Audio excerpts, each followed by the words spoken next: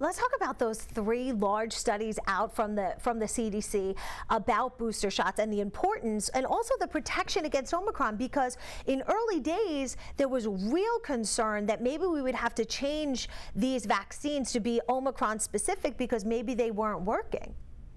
Right. So, it's been some actually very optimistic data in the last couple of weeks. So the three studies you're mentioning from the CDC that were released, one of them looks at the rate of hospitalization. And we know that people who are vaccinated and boosted were 90% protected against being hospitalized versus 57% of those who are either received two doses of vaccine or are under vaccinated.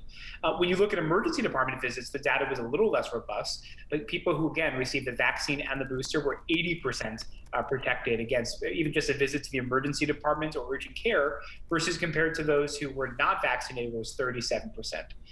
We also know that you are 66% less likely in general to get Omicron if you're vaccinated and boosted. I want to take a look. I know that you saw the same image I did, and for me, having that visual. So if we can put up the latest information from the CDC in this chart, we know these are enormous scope of what we're looking at here. This is millions of cases, hundreds of thousands of hospital visits, emergency departments. So tell me what I'm looking at here.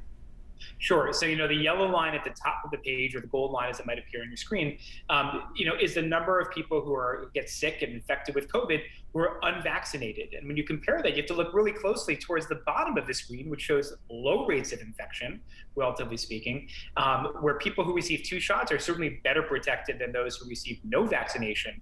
But those who received vaccination and booster are really the minority of people who are getting sick.